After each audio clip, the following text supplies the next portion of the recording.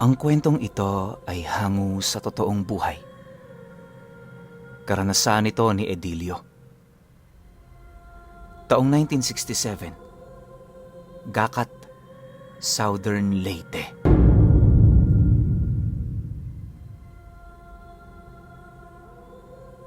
Nakatira sa liblib na lugar ang pamilya ni Edilio. Malayo ang bahay nila noon sa baryo, kaya kung bumaba man sila, tsambahan lang. Pagsasaging ang ikinabubuhay ng kanyang pamilya. May sinasaka rin silang palayan, tapos yung iilan sa mga tsuhi niya, naninila ng mga hayop sa gubat. Sa lugar kung saan sila nakatira, purong pamilya lang nila ang naninirahan. Ayon kay Edilio na, kahit malayo ang sityo nila sa kabihasnan, napakasaya naman doon. Halos, hindi nga niya maisip na tago ang kanilang lugar dahil sa dami ng naninirahan sa kanilang sityo. Sa abot ng kanyang pagkakatanda, nasa humigit 20 perasong bahay ang nakatirik doon. Kaya pala sila tumira sa liblib na lugar noon ng Leyte, gawa ng doon lumikas ang mga magulang ng mga magulang nila sa kasagsagan ng panahon ng ikalawang digmaan. Maraming natakot sa kanilang angkan, kaya magmula noong napadpad sila sa lugar na yon, hindi na nila piniling umalis pa. Dagdag pa nung tatay niya na, di hamak na mas marami sila doon, ngunit yung iilan sa kanila, pinili ng lumikas sa mga bayan-bayan. Natatakot kasi ang mga itong magtagal, sa kadahilan ng alam ng mga itong hindi nila madedepensahan ang kanilang mga sarili sa oras na may mangyari doong masama. Nababahala rin ng mga ito na baka hindi magkaroon ng hustisya ang anumang mangyayari sa kanila. Dahil sa ganoong rason, wala na itong nagawa kundi ang lumikas. Masakit man yun para sa kanila, pinili nilang tanggapin ang mga desisyon nito sa buhay. Sa paglipas pa ng mga taon, unti-unti na rin silang nasanay hanggang sa nakalimutan na nila ang tungkol sa mga nangyari. Kagaya ng pangarap ng kanilang mga magulang, naging masaya sila sa lugar na yon kahit payak lang ang kanilang pamumuhay. Habang tumatagal, unti-unti ring inihahanda ng mga tsuhi niya ang mga sarili nito upang mabantayan ang mga kabisera ng kanilang teritoryo. Wala namang masamang bumisita doon. Ang kaso lang, kapag bumisita ka, siguraduhin mong malinis ang iyong konsensya. Kapag nataon kasing natunugan nilang may iba kang pakay, malabo nang makauwi ka pa ng buhay. Likas na kasing agresibo ang kanyang mga tsuhin sa kadahilanang nadala na ito sa mga rebeldeng muntik-muntikan ng umubos sa kanila. Kalimitan kasi sa mga bandidong napapadpad sa kanilang lugar, sa pilitang ninanakaw ang kanilang mga pagmamay-ari. Dahil sa kalupitan ng mga ito, natuto na ring lumaban ang kanilang mga kadugo hanggang sa tuluyan na silang iniwasan ng mga bandidong grupo. Matapos yung maitaboy ng kanyang mga tsuhin, unti-unti na ring nanahimik ang kanilang lugar hanggang sa mapadpad sa taong ito. Sa pagsapit ng buwan ng Agosto, naghahanda na ang kanilang pamilya para sa nalalapit na anihan ng palay. Lahat sila doon, halos hindi na makapaghintay, gawa ng ilang buwan na din silang nagtsatsaga sa kamoteng kahoy. Sa kanilang lugar noon, maraming kababata itong si Edilio. Yun palagi ang kanyang kasama tuwing nag-aani ang mga magulang nila. Malawak kasi yung palayan sa tabi ng kanilang tirahan, kaya pagkatapos ng anihan, maglalaro sila doon buong maghapon. Ayon sa kanya na, noong mga panahong yon, 15 anyos pa lamang siya. Kagaya pa siya ng karamihan na walang ibang hangad sa buhay kundi ang magsaya. Akala nga niya noon, magpapatuloy ang masasayang memorya ng kanyang kabataan. Pero hindi pa man sumasapit ang gapasan, may nabalitaan siyang nakapagtatakang bagay. Dalawa sa kanilang mga kadugo ilang dekada nang umalis. Bumalik sa lugar na yon para makisilong sa kanilang mga puder. Ayon sa mga ito, doon muna sila maninirahan pansamantala hanggat hindi pa humuhupa ang problema sa kanilang lugar. Sinubukan naman yung talikuran ng kanilang pamilya noon, pero tuwing binabanggit nito na parte sila ng kanilang angkan, wala yun doong naitututol. Sa ayaw man at sa gusto ng tatay niya, nagpumilit yun doong manatili. Wala naman silang nagawa noon kundi yun ay pagbigyan, dahil ayon sa mga ito, tumatakas lang sila sa sigalot na kanilang kinakaharap sa bayan. Bagaman walang kaide-ideya ang mga magulang ni Edilio ukol sa mga nangyayari, minabuti nilang pagbigyan ang kanilang mga kadugo. Sa pagsapit ng gabi noong mismong araw, nagkaroon sila ng pagpupulong upang mas lalong alamin ang dahilan ng mga ito.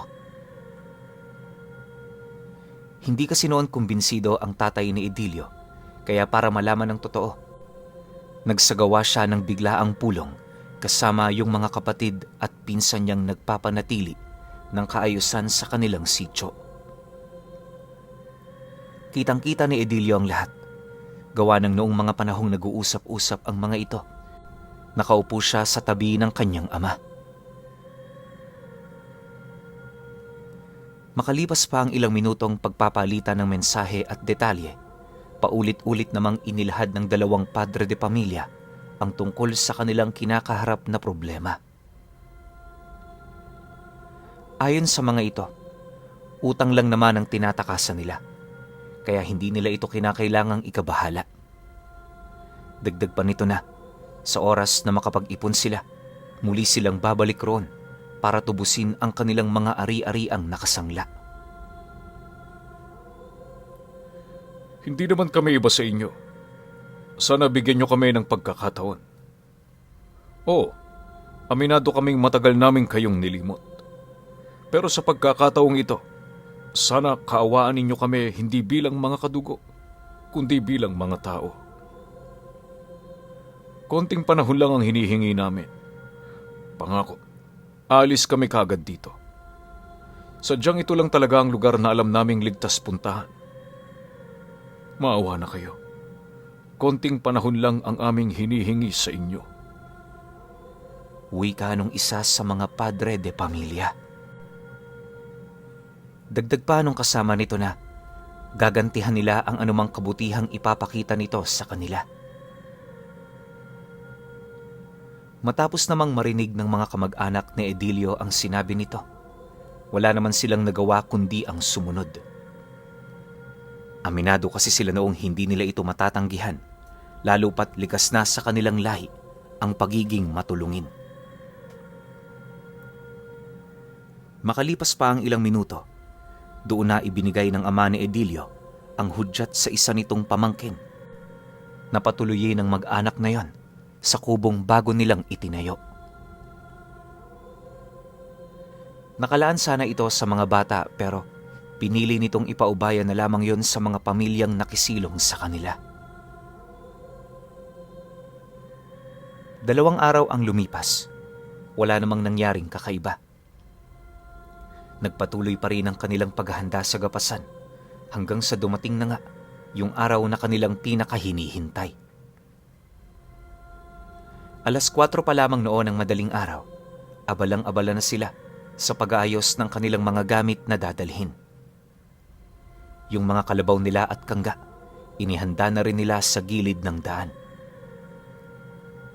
Sa totoo lang pinuno, ayon kay Edilio, isa ang mga pangyayaring yon sa hindi niya makakalimutan sa lugar nila.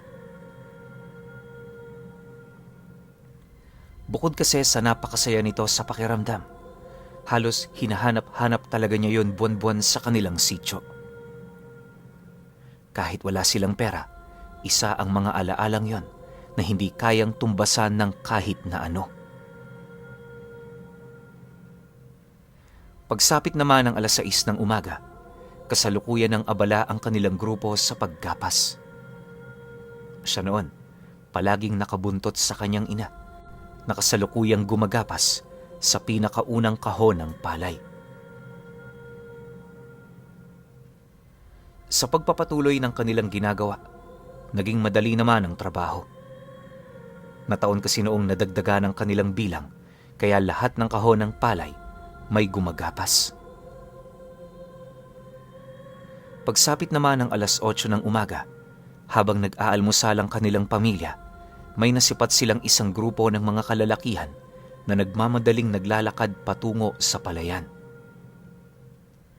Bawat isa sa mga ito, may mga daladalang tipak ng kahoy na parabang may mga tao yung sinusundan. Paglapit naman ito sa kanilang kinaroroonan, agad naman itong hinanap ang taong namumuno sa sityo. Dagdag pa ng lalaking naghahanap, hindi sila doon pumunta para makigulo. Sa halip may hinahanap lang silang mahalagang tao. Nang marinig naman yon ang kanyang ama, dahan-dahan naman yung tumayo, sabay wika sa isa sa mga ito ng,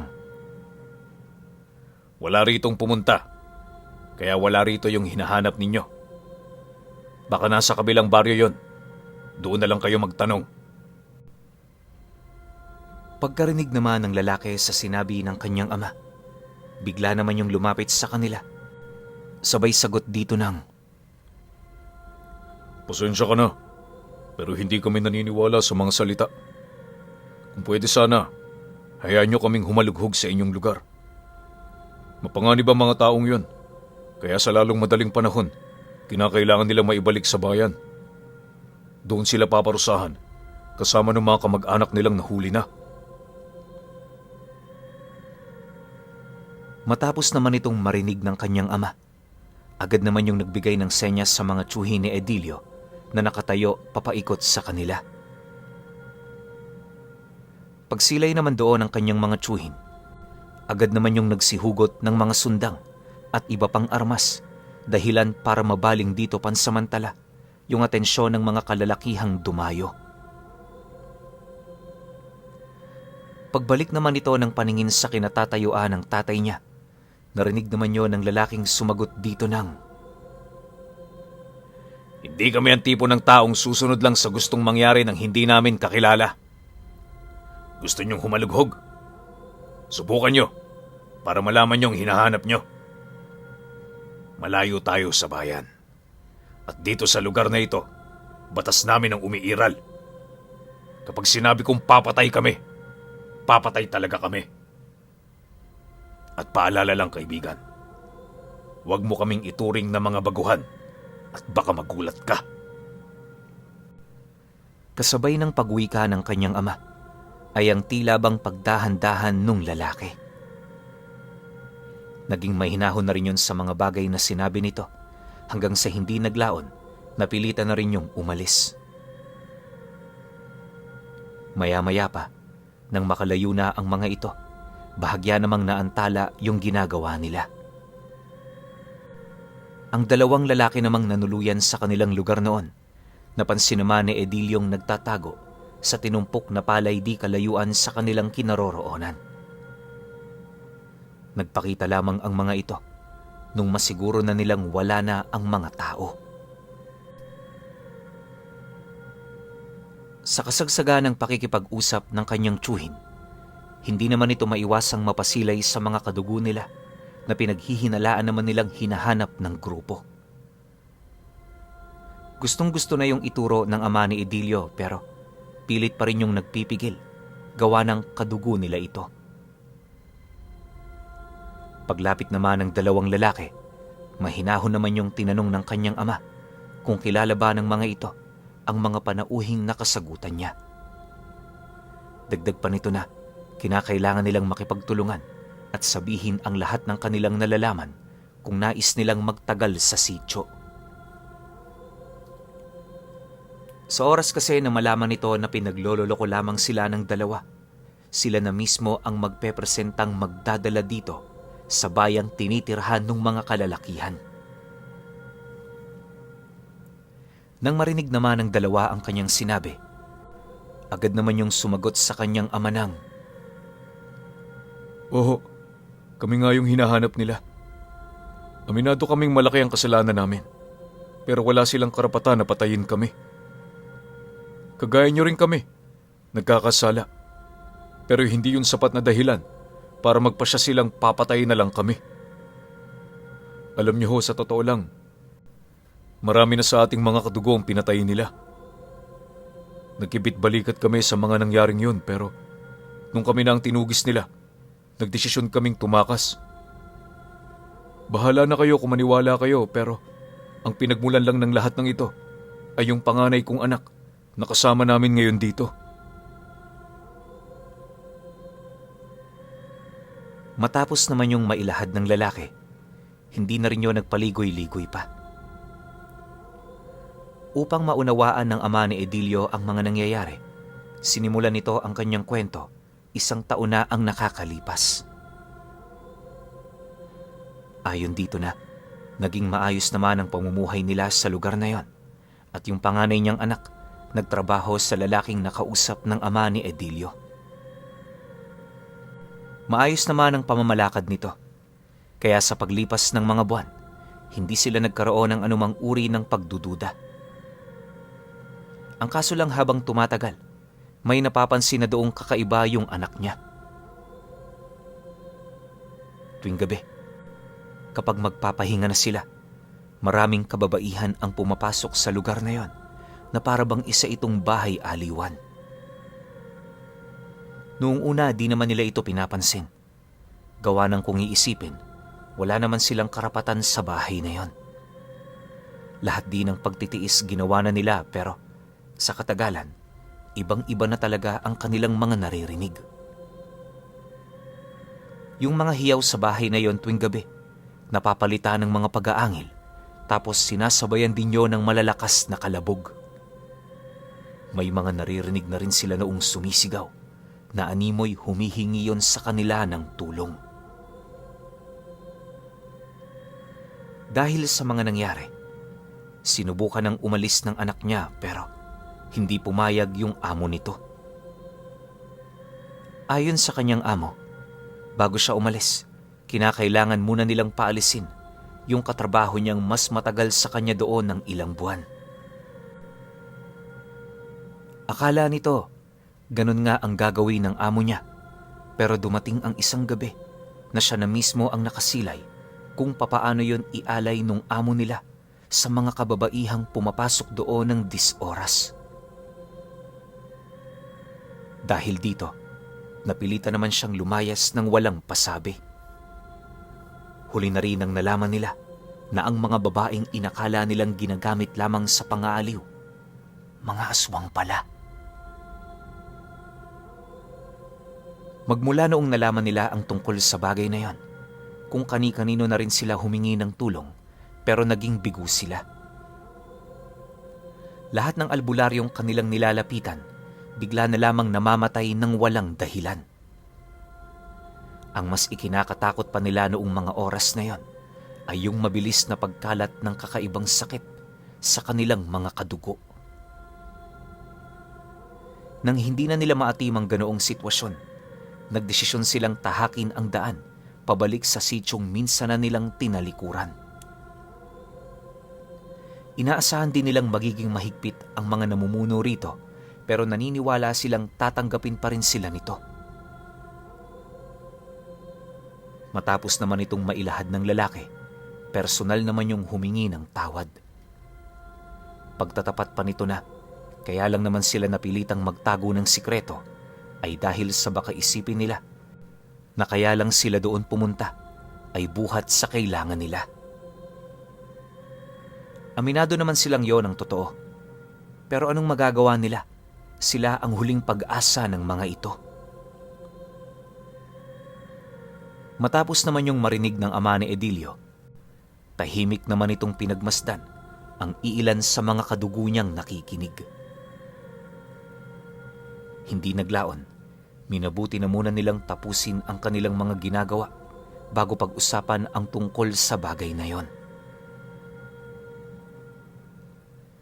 Sa pagsapit naman ng gabi, kasalukuyan na nilang tinatahak ang daan pabalik sa kanilang sityo. Habang naglalakad naman sila sa gilid ng palayan, may mga naririnig na silang kakaibang huni ng mga insekto. Noong una, di naman nila yun gaanong pinansin. Pero pagdaan nila sa isang maliit na irigasyon, nasipat nila ang isang kalabaw na nakabuwal na sa lupa. Tapos sa itaas nito, naroon ang isang taong hubot-hubad na kasalukuyang kumakain sa laman loob nito. Nanlilisik ang mga mata ng nilalang na yon habang seryosong nagmamasid sa kanila. Pagsilay naman doon ng kanyang ama, dali-dali naman itong hinugot ang hawak nitong talibong sabay sugod sa nilalang na yon. Paglapit naman ito, agad naman itong tinaga sa ulo ang nilalang na siyang naging sanhi upang masunggaban ito ng dalawa pa nitong pinsan. Dahil sa pangyayaring yon, hindi na nila yon tinigilan hanggang sa para na itong isang gulay na nagkagutay-gutay. Sa sobrang tindi ng ginawa nila doong pag-atake, hindi na nila ito nakilala pa. Matapos ang mga tagpong yon, gulat naman noon sila Edilio sa kadahilanang yon ang kauna-unahang pagkakataon na nakita nila ang kanyang ama at mga kadugo na pumatay ng aswang. Pagbalik naman ito sa kinaroroonan ng kanilang mga kalabaw, agad namang nagwika ang tatay niya sa dalawang kadugo nila. Nakakalimutan nyo na ata. Ang mga ninuno natin, likas ng pumapatay ng aswang. Subukan lang ng mga yon na dumayo pa rito. Uubusin namin sila. Kung gusto nyong matulungan namin kayo, ibigay nyo sa amin ang lahat ng detalye tungkol sa kanila. Tayo-tayo lang naman ang magtutulungan, kaya huwag na tayong magsalita ng masasakit sa ating mga kapatid. Basta, gawin nyo lang ang sinasabi ko at gagawin din namin ang aming parte. Nagkakasundo ba tayo? Kasabay ng pagwika nito ay ang pagtangulang naman ng dalawa. Dumaan pa ang mga araw, kalakip ng pagbibilad nila ng mga aning palay ay ang paghahanda naman ng pasikreto ng kanilang grupo. Yung iilan sa mga tiyuhin ni Edilyong may talento sa pagpanday ng mga sandata, patagong lumilikha ng mga armas nila. Upang makatutok din yon sa kanilang mga ginagawa, hindi na nila ito pinapasama sa mga pangkaraniwan nilang trabaho. Kahit kasi walang ginagawang pagbabanta ang mga nakausap nila noon sa palayan, nasisiguro ng ama ni Edilio na babalik ito. 2 linggo pa ang dumaan. Hindi nila maipagkakailang naging kampante na naman yung iilan sa kanila. Akala kasi ng mga ito wala nang mangyayaring katakatakot sa lugar na yon. Pero pagpatak ng Biyernes ng huling linggo ng buwan, ginambala ang kanilang pananahimik sa sityo ng isang malakas na pag-atungal ng nilalang. Sinabayan din yon ng mga nakakapangilabot na hiyaw, dahilan para magtipon-tipon sa labas yung mga tiyuhin niya. Si Edilio naman noon at ang mga kasama niyang pinsanin, tahimik lang na nagmamasid sa labas ng bahay nila. Makalipas pa ang kalahating oras na pagsipat sa grupo ng kanyang ama, doon na nga nila nasilayan ang pagdating ng isang pangkat na binubuo ng 10 tao. Habang malayo pa ang mga ito, inakala nilang mga pangkaraniwang tao lang yon. Pero, paglapit naman ng mga ito, tumakbo sa kanila ang grupo ng mga nilalang na may napakapapangit na itsura. Napakalalayo nito sa wangis ng mga tao, kaya ang unang pumasok noon kay Edilio, aswang ang mga ito. Pagsilay naman doon ng tatay niya, hindi na yon nakipag-usap pa. Sa halip, mabilis nitong hinugot ang daladala nitong sundang. Sumugod din yon sa mga nilalang na yon.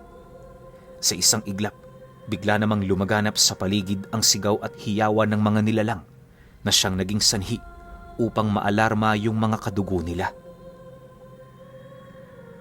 Ang mga binatilyo namang wala pang gaanong karanasan sa pakikipaglaban, nagpumilit ng tumulong. Gawa ng nasisipat na nilang napapangibabawan pagdating sa lakas yung mga tsuhi nilang maninila. Siyempre, ayaw naman itong matalo ang mga nakatatanda sa kanila. Gawa ng sa oras na mangyari ito, paniguradong hindi rin sila makakaligtas. Matapos naman itong masipat ni Edilio at ng kanyang mga kasama, hindi na rin sila nagdalawang isip na kumuha ng sundang. Kahit wala pa silang kaalam-alam kung ano ang nangyayari noon, pinili nilang makiisa sa labanang kinakaharap ng kanilang mga mahal sa buhay. Pagsilay naman ng tatay niya, imbis na matuwa yun sa kanyang ginagawa, galit na galit naman yung sinigawan siyang bumalik. Dahil dito, agad naman siyang binalot ng matinding takot sa katawan. Sa kadahilan ng alam niya kung gaano kalupit dumisiplina ang tatay niyang yon. Pagbalik naman nila sa loob, minabuti naman nilang pagmasdan na lamang ang mga nangyayari sa labas. Habang nakikipaglaban noon ang tatay niya, doon niya napagtanto kung gaano yun kalakas. Isipin ninyo, wala pa itong tangang mutya pero kayang-kaya nitong makipagsabayan sa 2 aswang na nagpupumilit pumatay sa kanya. Halos purong lakas at husay na bunga ng karanasan lamang ang ipinamalas nito na siya namang nagbigay ng matinding balakid para sa mga nilalang nakaharap nito. Maya-maya pa, pagsilay naman ng tatay niya sa isang aswang, napabulusok na sa lupa, buong puwersa naman niya itong sinugod, sabay ilag sa pag-atake nito. Paglagpas naman ito sa kanyang kinaroroonan, agad naman niya itong tinaga sa may bandang bewang, dahilan para bumaon doon ang talim ng hawak niyang talibong. Walang sabi-sabi, agad naman niya itong iwinasiwas, hanggang sa tumindi ang pinsalang tinamo ng nilalang. Sa sobrang talas ng talibong nitong hawak, parang gulay na hiniwa nito ang katawan ng kanyang kalaban. Dahil sa pangyayaring yon, bahagya namang umatras yung isa pang kaharap niya, dala ng matinding pagkagulat. Pagsilay naman ito sa kanya, bigla naman yung umangil habang nagwiwika ng, "Pambasag, kabal! Kailan lang kayo natuto niyan?" Nang marinig naman yon ng kanyang ama, napangiti lang naman ito habang sumasagot dito ng, Kagaya ng sinabi ko, wala kayong ideya kung sinong kinakaharap ninyo. Nga pala, tingnan mo ang mga kasama mo. Mukhang ikaw na lang yata ang may lakas sa kanila. Hindi talaga kita pinuruhan para man lang makita mo ang pangyayaring ito. Huwag mo ring isiping papalayain kita dahil hindi yan mangyayari. Masyado na kayong maraming nalalaman. Kailangan na namin kayong maibaon sa lupa. Kasabay ng pagwika nito, ay ang pag-utos naman ito sa mga pinsan nitong nasa malapit na hawakan ang nilalang. Nang marinig naman ito ang kanyang sinabi, bigla naman itong sinugod ang matanda hanggang sa magawa na nilang mahawakan ang mga binti at braso nito. Nang mapagtanto naman itong wala na yung matatakasan, paulit-ulit naman siya nitong pinagmumumura hanggang sa napilitan na siyang baliin ang panga nito upang tuluyan na yung manahimik. Matapos naman itong gawin ng ama ni Edilio, pinalapit niya yung 2 nilang kadugong nakisilong para tapusin ang kanyang nasimulan. Pagbigay naman niya rito ng hawak niyang talibong, agad naman niya yung inutusan na tagainang nilalang na yon. Dahil sa kanyang utos, walang pagdadalawang isip naman yung ginawa ng lalaki hanggang sa namatay na ito. Sa pagbalik ng katahimikan, Mariin namang inilahad ng ama ni Edilio na yun na ang huli nilang pagtulong dito. Sa oras na umalis yun sa kanilang lugar, kailan may hindi na sila doon maaaring makisilong pa. Di na rin sila nito kikilalaning kadugo, nang sa gayoy wala na sila doong matitirang responsibilidad. Nang marinig naman ito ng dalawa, imbis na umalis, nangako yung mananatili na sa lugar na yon. Magmula noon pinuno, wala na kaming natanggap na banta sa bayan laban sa kanilang pamilya. Masaya na rin silang namuhay sa lugar na yon hanggang sa kalaunay nalimot na nila ang tungkol sa mga nangyari. Magpahanggang sa ngayon pinuno, kahit matagal nang hindi nakabalik si Edilio sa lugar ng kanyang ama, patuloy pa rin niyang naaalala ang kanyang mga nakaraan sa lugar na yon, lalong-lalo na yung mga pangyayaring hindi niya makakalimutan na merong kaugnayan sa itinatagong sikreto ng lahi ni Edilio.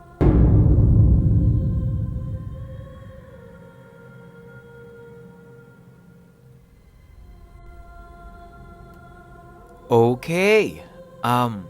Opinyon ko sa kwento. Ay, hindi binanggit ko ano yung tinatagong sikreto eh. Well, andun na nga naman yung punto. Sikreto nga eh. Bakit nila babanggitin, di ba?